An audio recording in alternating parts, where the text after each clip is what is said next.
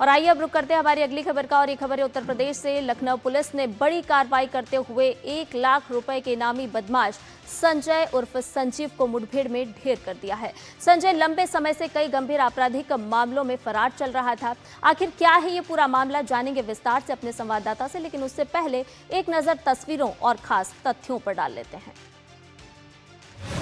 तो उत्तर प्रदेश से है ये बड़ी खबर, जहां पर लखनऊ में पुलिस की बड़ी कार्रवाई हुई है। इनामी शूटर को एनकाउंटर में ढेर कर दिया गया है।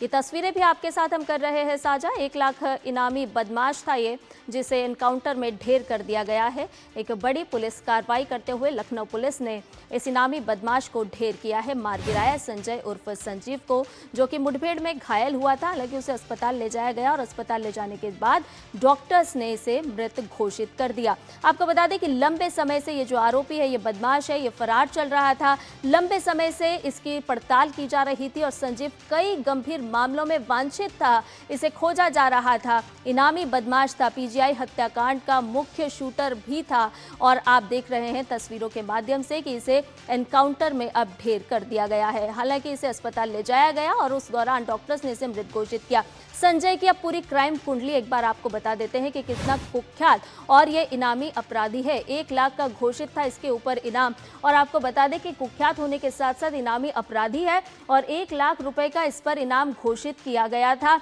लंबे समय से ये फरार चल रहा था, इसकी तलाश की जा रही थी। बिल्डर संदीप हत्याकांड का ये मुख्य शूटर रहा और अंबेडकर नगर, बस्ती, अयोध्या जैसे कई ऐसे इलाके जहां पर इस पर हत्या के आरोप थे। कई सनसनीखेज वारदातों को ये अंजाम दे चुका है और बताया जा रहा है कि हत्या के अलावा कई जघन्य अपराध में इसका नाम दर्ज था। तो कई सनसनीखेज वारदातों में शामिल रह चुका है। इसके अलावा हत्या समेत कई जघन्य अपराध में संजय का नाम दर्ज था। अब किस गैंग से जुड़े थे इसके तार, ये भी आपको एक बार विस्तार के साथ बता देते हैं। दिलीप वर्मा गैंग से इसके तार जुड़े हुए थे। खान मुबारक गैंग से भी ये सीधे सीधे संबंध रखता था अपराधी। गैंग के साथ मिलकर कई हत्याएं की है। आयुक्त ने इस पर 1 लाख रुपए का इनाम भी घोषित किया था।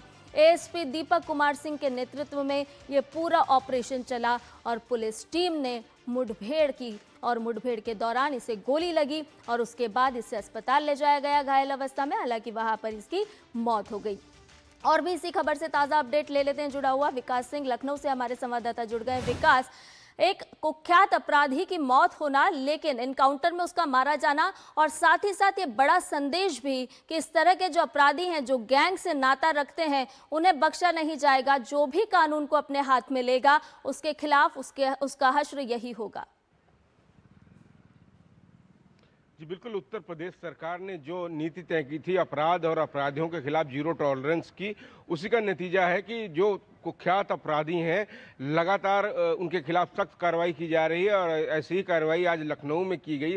राजधानी लखनऊ के इंदिरा नगर के पास संजीव को पता चला एसटीएफ को कि वो वहाँ पर है, मौजूदगी उसकी हो सकती है। एसटीएफ ने जब उसको रोका तो रोकने के बाद जब वो घिर गया तो उसने पुलिस पर गोली चलाई और जवाबी कार्रवाई में संजीव मारा गया। और सबसे बड़ी बात है, संजीव के पास से कार्बाइन बरामद हुई है। यह वही संजीव है जिसने मई में संदीप सिंह के ऊपर गोली दागकर सनसनी फैला दी थी। इतना बड़ा हत्याकांड काफ़ी ज़्यादा चर्चा में आया था। और इसके साथ ही लगभग इसके खिलाफ 11 मुकदमे दर्ज हैं, हत्या के प्रयास और लूट के संबंधित हो। खान मुबारक गैंग और दिलीप वर्मा गैंग से इसका संबंध, सीधा संबंध है। अयोध्या, अंबेडकर नगर, बस्ती, इन जगहों पर इसका खौफ था। और ये जिस तरीके से राजधानी लखनऊ में इसने प्रॉपर्टी डीलर हत्याकांड में गोली चलाई थी, वह वीडियो काफ़ी ज़्यादा सोशल मीडिया पर वायरल भी हुआ था। और उसके बाद एसटीएफ लगातार इसकी तलाश कर रही थी और कल ये एसटीएफ के रडार पे आ गया। और आज सुबह इसको पकड़ने की जब कोशिश की गई तो इसने एसटीएफ पर गोली चलाई और इसके बाद धराशायी हो गया। ये एसटीएफ की गोली से इसको इलाज के लिए जब ले जाया गया राम मनोहर लोहिया चिकित्सा संस्थान, तो वहाँ पर डॉक्टरों ने इसे मृत घोषित कर दिया।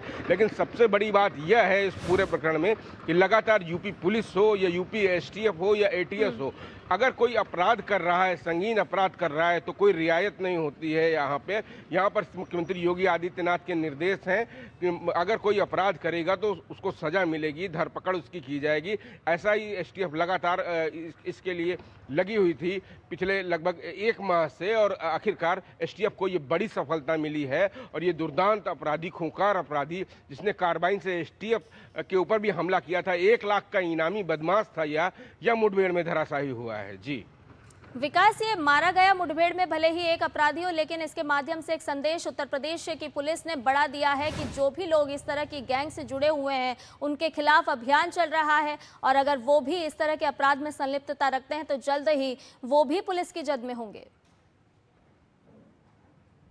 जी बिल्कुल, आपने सही कहा। उत्तर प्रदेश में जब से 2017 के बाद सरकार बनी है मुख्यमंत्री योगी आदित्यनाथ की, सबसे बड़ी जो चोट पहुंचाई है वो संगठित अपराध पर की गई है उत्तर प्रदेश की पुलिस के द्वारा, और लगभग बड़े नाम उत्तर प्रदेश से समाप्त हो गए हैं। जो भी गैंग से जुड़े हैं, ऐसी घटनाएं संगीन कर रहे हैं, लगातार उनके खिलाफ ऐसी ही कार्रवाई की जा रही है, और उनके खिलाफ सख्त से सख्त एक्शन लिया जा रहा है, चाहे वो उत्तर प्रदेश पुलिस हो, चाहे उसकी स्पेशल यूनिट एसटीएफ हो।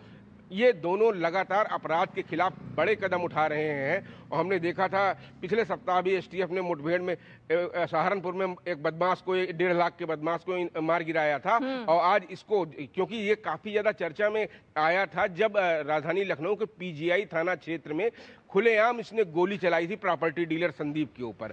उस दिन से इसकी तलाश थी और आखिरकार एसटीएफ को सफलता मिली। एसटीएफ ने इसे घेरा, इसने एसटीएफ के ऊपर ही फायर की। 1 लाख के इनामी बदमाश को एसटीएफ ने फिर गोली चलाई, उस मुठभेड़ में मारा गया है। चलिए, बहुत धन्यवाद विकास, तमाम जानकारी हमसे साझा करने के लिए।